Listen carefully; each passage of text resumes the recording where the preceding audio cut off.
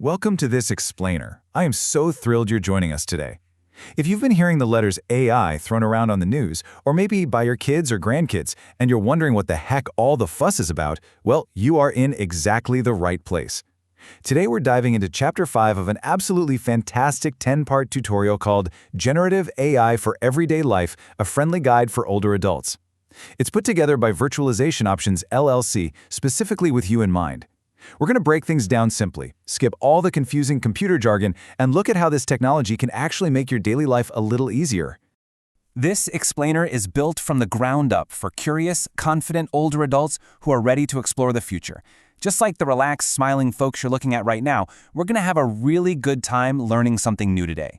There is absolutely no rush here, and let me promise you, zero prior computer expertise is required. We're just going to take this at a nice, comfortable pace, together. Here's our quick roadmap for today.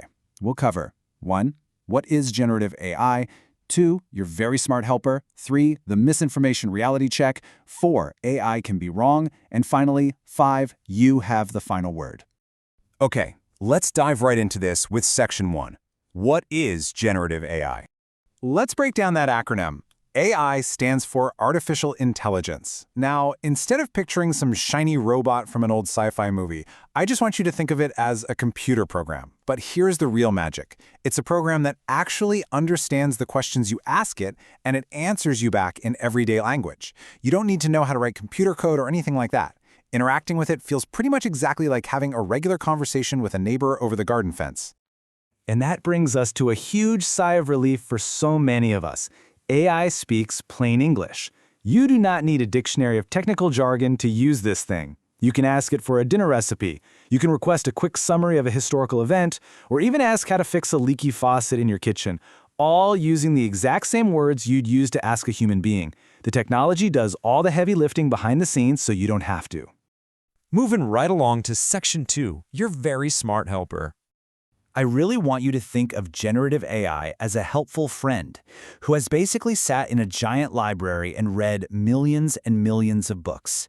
It has absorbed a vast amount of information from all over the world on almost any topic you can possibly imagine, and it's just waiting to share that knowledge with you. But unlike your real-world friends, who, let's face it, might be asleep, running errands, or just busy with their own lives, this virtual helper is, as our source material beautifully puts it, always available to chat, any time of day, no appointment needed.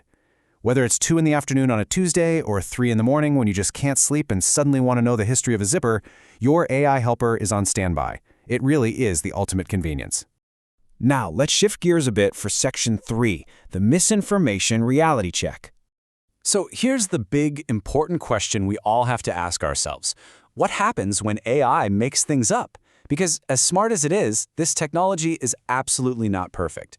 How should we handle situations where our well-read virtual friend gets confused and gives us totally wrong information? That leads us directly into Section 4. AI can be wrong. And honestly, that's okay.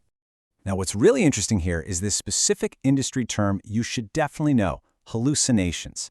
When an AI gives you an answer that sounds incredibly confident, but is actually completely, factually incorrect, the experts call it a hallucination. The computer is basically just connecting the wrong dots, but it presents its answer to you with total and utter certainty. But please remember this. It is not trying to trick you. There is no malicious intent behind a computer program. It just gets things wrong sometimes, exactly like anyone can. If a friend misremembers the year a classic movie came out, they aren't lying to you. They just made an honest mistake. AI does the exact same thing. Grounding our expectations like this really helps take away any of that unnecessary tech anxiety. Let's see how this builds into 3 highly memorable rules for dealing safely with AI. 1. Watch for those hallucinations. Just keep in the back of your mind that the AI could be wrong. 2. Double-check your facts. And 3. Think of AI as a first draft, not a finished product. If you follow these 3 simple steps, you are going to navigate this technology like an absolute pro. Step 2 from that list is so critical that we really need to spend an extra moment on it. Always double-check important facts. While asking the AI for a new chocolate chip cookie recipe is pretty low stakes, you should never, ever rely solely on AI for health, legal, or financial information.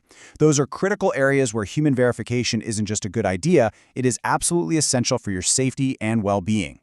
When you get information about those heavy topics from an AI, you must verify it with familiar, reliable sources. Ask your actual doctor about medical advice. Check an official government website for legal or tax questions, or rely on a thoroughly fact-checked library book. The AI can give you some great ideas to discuss with your doctor, for sure, but it can never replace your doctor. And that brings us to our final stop. Section 5. You have the final word. So the crucial point is this. Think of AI as a helpful first draft. It provides a starting point. It gets the gears turning for you. It can summarize a long, boring article or even draft a polite letter for you to send to a frustrating customer service department, but it is never the final word. You are. Your own good judgment still matters most. Think about it. You've lived a full life. You have decades of common sense, intuition, and personal experience that no computer program will ever possess. When you read something an AI generates, trust your gut. If it sounds even a little bit off, it probably is. Your judgment is your best tool, and frankly, it's probably way better than you think. I want to take a quick moment to give full credit to the wonderful source material for today's explainer.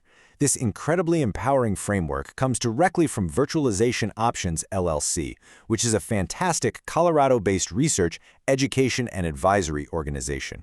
They put this guide together specifically for older adults, and we're so glad they did. Well, we have covered a lot of ground today, but we've seen that AI is ultimately just a tool, a highly accessible, plain English-speaking tool that you control completely. So, I want to leave you with this final thought. Since you are firmly in the driver's seat, and since your judgment matters most, what question will you ask your new helpful friend first? Go ahead, test it out safely, have some fun with it, and embrace the future. Thanks so much for joining me on this explainer, and keep on learning.